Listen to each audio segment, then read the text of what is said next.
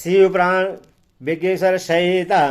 आज आपको सज्जनों बंधन और मोक्ष का विवेचन, शिव पूजा का उपदेश, लिंग आदि में शिव पूजन का विधान, भस्म के स्वरूप का निरूपण और महत्व, शिव गुरु शब्द की व्युत्पत्ति तथा शिव के भस्म धारण का रहस्य के बारे में बताऊंगा। सज्जनों, इस कथा को सुनने से पहले आप इसको चैनल को सब्सक्राइब एंड लाइक जरूर करें। भगवान शिव आपका कल्याण करें। कथा सुनिए। बंधन और मोक्ष का विवेचन, शिव पूजा का उपदेश, लिंग आदि में शिव पूजन का विधान, भस्म के स्वरूप का निरूपण और महत्व, शिव एवं गुरु शब्द की व्युत्पत्ति तथा शिव के भस्म धारण का रहस्य। ऋषि बोले, सर्वज्ञो मैं श्रेष्ठ सूत जी, बंधन और मोक्ष का स्वरूप क्या है यह हमें बतलाइए। सूत जी ने कहा, महर्षियों, मैं बंधन और मोक्ष का स्वरूप तथा मोक्ष के उपाय का वर्णन करूंगा। तुम लोग आदरपूर्वक सुनो। जो प्रकृति आदि 8 बंधनों से बंधा हुआ है वह जीव बद्ध कहलाता है, और जो उन 8 बंधनों से छूटा हुआ है उससे मुक्त कहते हैं। प्रकृति आदि को बस में कर लेना मोक्ष कहलाता है। बंधन आगंतुक है और मोक्ष स्वस्थ सिद्ध है। बद्ध जीव एक बंधन से मुक्त हो जाता है तब उससे मुक्त जीव कहते हैं। प्रकृति, बुद्धि, महत्त्व, त्रिगुणात्मक अहंकार और 5 तन्मात्राएं, इन्हें ज्ञानी पुरुष प्रकृत्याष्टक मानते हैं। प्रकृति आदि 8 तत्वों के समूह से देह की उत्पत्ति हुई है। देह से कर्म उत्पन्न होता है और फिर कर्म से नूतन देह की उत्पत्ति होती है। इस प्रकार बारंबार जन्म और कर्म होते रहते हैं। शरीर को स्थूल, सूक्ष्म और कारण के भेद से 3 प्रकार का जानना चाहिए। स्थूल शरीर जागृत अवस्था में व्यापार करने वाला सूक्ष्म शरीर, जागृत और स्वप्न अवस्था में इंद्रिय भोग प्रदान करने वाला तथा कारण शरीर सुषुम्ना अवस्था में आत्मानंद की अनुभूति कराने वाला कहा गया है। जीव को उसके प्रारब्ध कर्मानुसार सुख दुख प्राप्त होता है। वह अपने पुण्य कर्मों के फलस्वरूप सुख और पाप कर्म के फलस्वरूप दुख का उपभोग करता है। अधो कर्म पास से बंधा हुआ जीव अपने त्रिविध शरीर से होने वाले शुभाशुभ कर्मों द्वारा सदा चक्र की भांति बारंबार घुमाया जाता है। इस चक्रवत भ्रमण की निवृत्ति के लिए चक्रकर्ता का स्तवन एवं आराधना करना चाहिए। प्रकृति आदि जो 8 पाश बतलाए गए हैं उनका समुदाय ही महाचक्र है, और जो प्रकृति से परे है वही परमात्मा शिव हैं। भगवान महेश्वर ही प्रकृति आदि महाचक्र के कर्ता हैं, क्योंकि वे प्रकृति से परे हैं। जैसे वकायन नामक वृक्ष का थाला जल को पीता और उगलता है, उसी प्रकार शिव प्रकृति आदि को अपने वश में करके उस पर शासन करते हैं। उन्होंने सबको वश में कर लिया है, इसीलिए वे शिव कहे गए हैं। शिव ही सर्वज्ञ, परिपूर्ण तथा निष्पक्ष हैं। सर्वज्ञता, त्रिवृत्ति, अनादि बोध, स्वतंत्रता, नित्य अलुप्त शक्ति से संयुक्त होना और अपने भीतर अनंत शक्तियों को धारण करना। महेश्वर के इन 6 प्रकार के मानसिक ऐश्वर्यों को केवल वेद जानते हैं। अतः भगवान शिव के अनुग्रह से ही प्रकृति आदि 8 तत्व वश में होते हैं। भगवान शिव का कृपा प्रसाद प्राप्त करने के लिए उन्हीं का पूजन करना चाहिए। यदि कहें शिव तो परिपूर्ण है, निष्पक्ष है, उनकी पूजा कैसे हो सकती है, तो इसका उत्तर यह है कि भगवान शिव के उद्देश्य से उनकी प्रसन्नता के लिए किया हुआ सत्कर्म उनके कृपा प्रसाद को प्राप्त कराने वाला होता है। शिवलिंग में, शिव की प्रतिमा में तथा शिव भक्त जनों में शिव की भावना करके उनकी प्रसन्नता के लिए पूजा करनी चाहिए। वह पूजन शरीर से, मन से, वाणी से और धन से भी किया जा सकता है। उस पूजा से महेश्वर शिव जो प्रकृति से परे हैं पूजक पर विशेष कृपा करते हैं और उनका वह कृपा प्रसाद सत्य होता है। शिव की कृपा से कर्म आदि सभी बंधन अपने बस में हो जाते हैं। कर्म से लेकर प्रकृति पर्यटन सब कुछ जब बस में हो जाता है तब वह जीव मुक्त कहलाता है और स्वात्मा राम रूप से विराजमान होता है। परमेश्वर शिव की कृपा से जब कर्मजनित शरीर अपने बस में हो जाता है, तब भगवान शिव के लोक में निवास का सौभाग्य प्राप्त होता है। इसी को शालुक्य मुक्ति कहते हैं। जब तन मात्राएं बस में हो जाती हैं, तब जीव जगदम्बा सहित शिव का सामीप्य प्राप्त कर लेता है। यह सामीप्य मुक्ति है। उसके आयुध आदि और क्रिया आदि सब कुछ भगवान शिव के समान हो जाते हैं। भगवान का महाप्रसाद प्राप्त होने पर बुद्धि भी बस में हो जाती है। बुद्धि प्रकृति का कार्य है, उसका भस्म होना शास्त्रिक मुक्ति कहा गया है। पुनः भगवान का महान अनुग्रह प्राप्त होने पर प्रकृति वश में हो जाएगी। उस समय भगवान शिव का मानसिक ऐश्वर्य बिना यत्न के ही प्राप्त हो जाएगा। सर्वज्ञता और तीव्रता आदि जो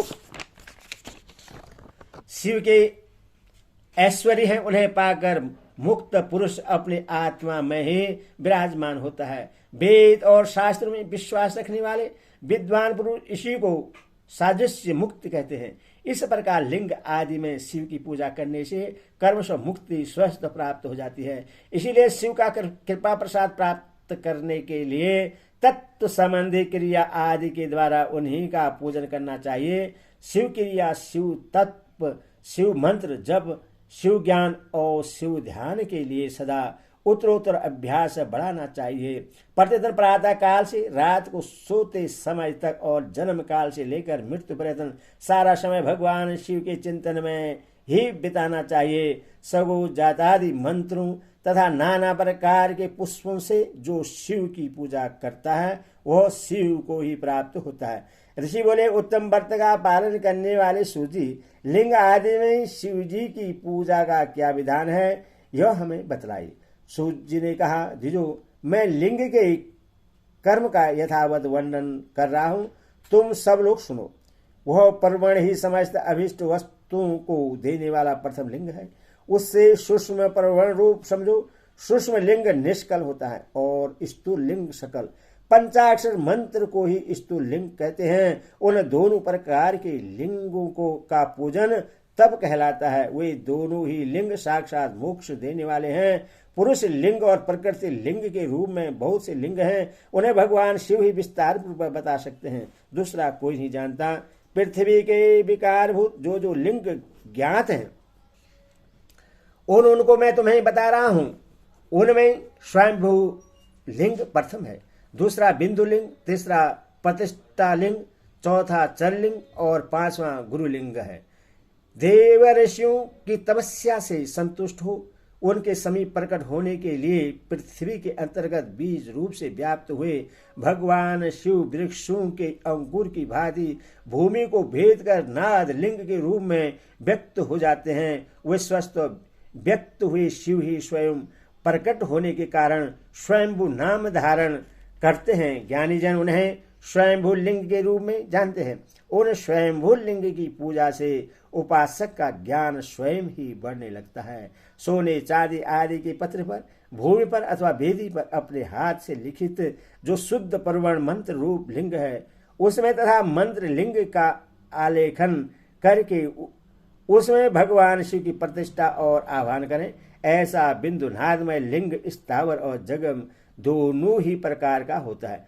इसमें शिव का दर्शन भावनामय ही है, ऐसा निसंदेह कहा जा सकता है।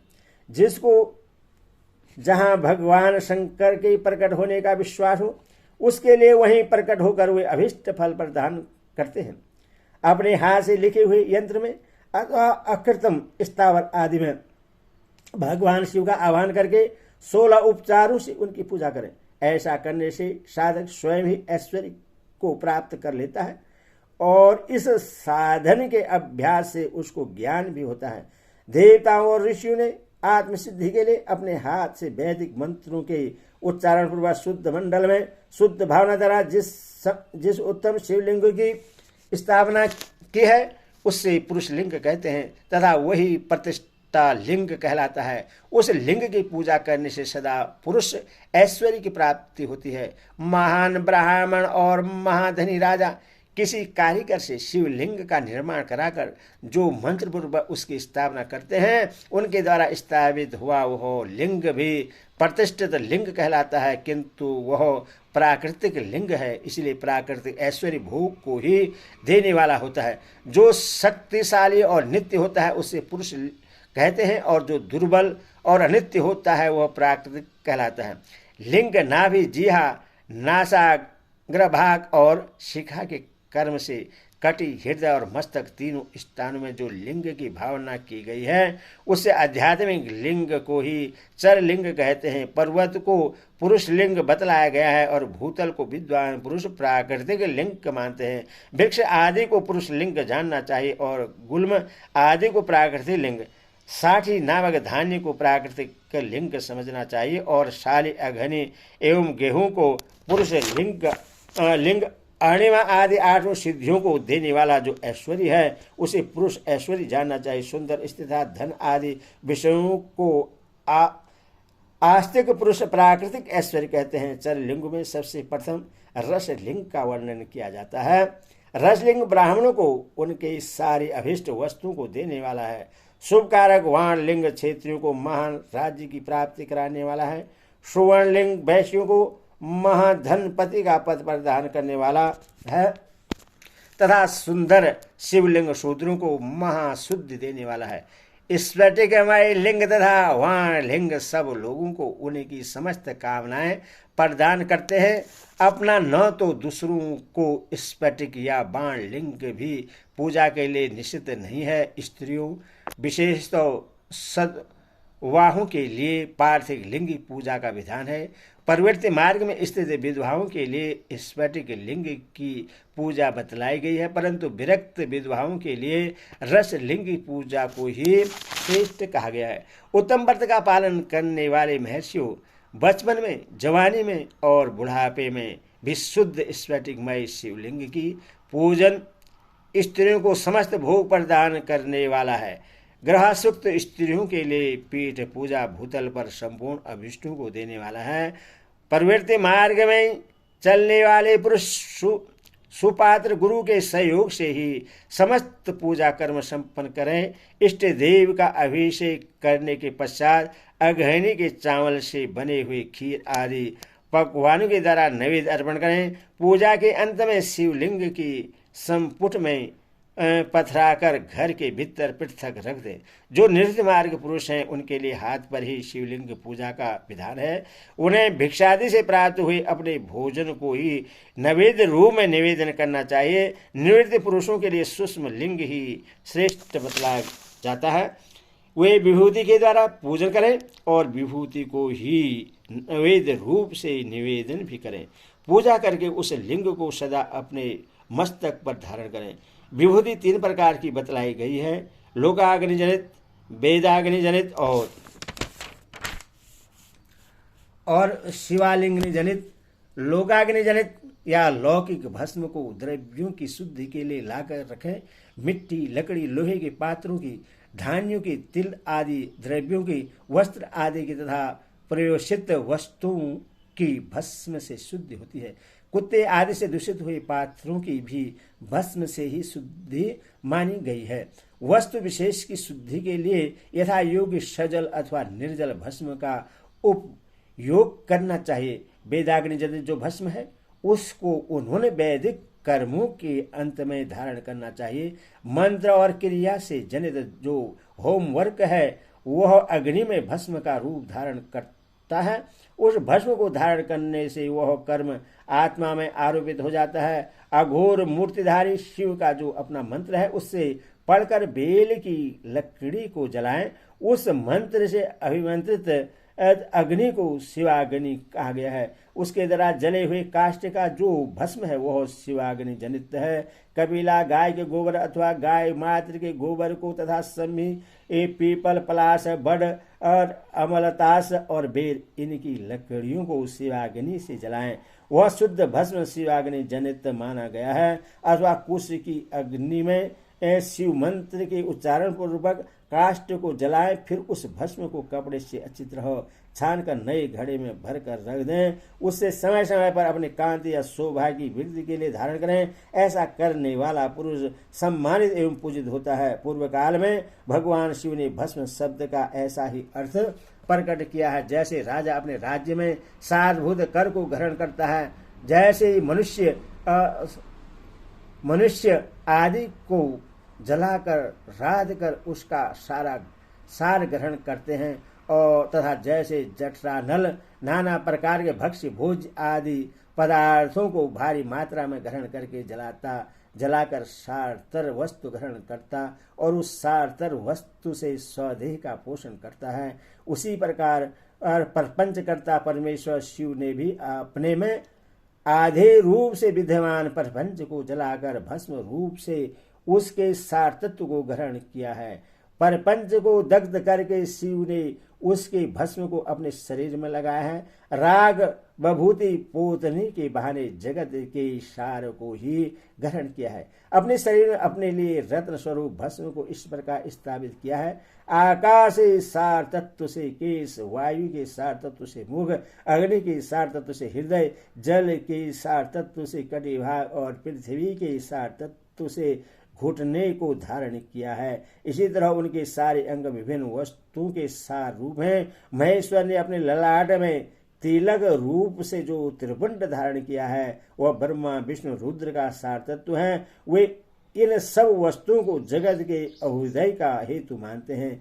इन भगवान शिव ने ही परपंच के सार सर्वस्व को अपने वश में किया है, अतः इन्हें अपने वश में करने वाला दूसरा कोई नहीं है। जैसे समस्त मृगों का हिंसक मृग सिंह कहलाता है और उसकी हिंसा करने वाला दूसरा कोई मृग नहीं है, अतः उसे सिंह कहा गया है। साकार का अर्थ है नित्य सुख एवं आनंद, इकार का अर्थ है पुरुष और वकार का अर्थ है अमृत स्वरूपा शक्ति।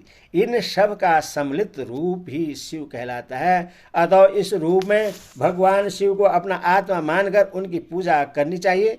अतः पहले अपने अंगों में भस्म मलें, फिर ललाट में उत्तम त्रिपुंड धारण करें। पूजा काल में सजल भस्म का उपयोग होता है और द्रव्य शुद्धि के लिए निर्जन भस्म का। गुणातीत परम शिव राजस आदि सविकार गुणों का अवरुद्ध करते हैं, दूर हटाते हैं, इसीलिए वे सबके गुरु रूप का आश्रय लेकर स्थित है। गुरु विश्ववासी शिशु के तीनों गुणों को पहले दूर करके फिर उन्हें शिव तत्व का बोध कराते हैं, इसीलिए गुरु कहलाते हैं। गुरु की पूजा परमात्मा शिव की ही पूजा है। गुरु के उपयोग से बचा हुआ सारा पदार्थ आत्मशुद्ध करने वाला होता है। गुरु की आज्ञा के बिना उपयोग में लाया हुआ सब कुछ वैसा ही है जैसे चोर चोरी करके लाई हुई वस्तु का उपयोग करता है। गुरु से भी विशेष ज्ञानवान पुरुष मिल जाए तो उससे भी यत्नपूर्वक गुरु बना लेना चाहिए। अज्ञान रूपी बंधन से छूटना ही जीव मात्र के लिए साध्य पुरुषार्थ है। अतः जो विशेष ज्ञानवान है उससे जीव को उस बंधन से छुड़ा सकता है। जन्म और मरण रूप दंड को भगवान शिव की माया ने ही अर्पित किया है। जो इन दोनों को शिव की माया को ही अर्पित कर देता है वह फिर शरीर के बंधन में नहीं पड़ता। जब तक शरीर रहता है तब तक जो क्रिया के ही अधीन है वह जीवबद्ध कहलाता है। स्थूल सूक्ष्म और कारण तीनों शरीरों को बस में कर लेने पर जीव का मोक्ष हो जाता है, ऐसा ज्ञानी पुरुषों का कथन है। माया चक्र के निर्माता भगवान शिव ही परम कारण है। वे अपनी माया के दिए हुए दंत का स्वयं ही परिमार्जन करते हैं। अतः शिव के द्वारा कल्पित हुआ दंत उन्हीं को संपृक्त कर देना चाहिए। जो शिव की पूजा में तत्पर हो वह मौन रहे, सत्य आदि गुणों से संयुक्त हो तथा क्रिया जब तब ज्ञान और ध्यान में से एक एक का अनुष्ठान करता रहे। ऐश्वर्य, दिव्य शरीर की प्राप्ति, ज्ञान का उदय, अज्ञान का निवारण और भगवान शिव के सामीप्य का लाभ, ये कर्मशो क्रिया आदि के फल है। निष्काम कर्म करने से अज्ञान का निवारण हो जाने से कारण शिव भक्त पुरुष उसके यथोक्त फल को पाता है। शिव भक्त पुरुष देश काल शरीर और धन के अनुसार यथा योग्य क्रिया आदि का अनुष्ठान करे। न्यायोपार्जित उत्तम धन से निर्वाह करते हुए विद्वान पुरुष शिव के स्थान में निवास करे। जीव हिंसा आदि से रहित और अत्यंत कलेश शून्य जीवन बिताते हुए पंचाक्षर मंत्र से जब से अभिमंत्रित अन्न और जल को सुखपूर्वक माना गया है, अथवा कहते हैं कि दरिद्र पुरुष के लिए भिक्षा से प्राप्त हुआ अन्न ज्ञान देने वाला होता है। शिव भक्त को भिक्षान प्राप्त हो तो वह शिव भक्ति को बढ़ाता है। शिव योगी पुरुष भिक्षान को शंभु शस्त्र कहते हैं। जिस किसी भी उपाय से जहाँ कहीं भी भूतल पर शुद्ध अन्न का भोजन करते हुए सदा मौन भाव से रहे और अपने साधन का रहस्य किसी पर प्रकट न करे, भक्तों के समक्ष ही शिव के महात्म्य को प्रकाशित करे। शिव मंत्र के रहस्य को भगवान शिव ही जानते हैं, दूसरा नहीं। ओम नमः शिवाय। अगले कहानी अगले दिन सुनाऊंगा। ओम नमः शिवाय। शिव जी आपका कल्याण करें।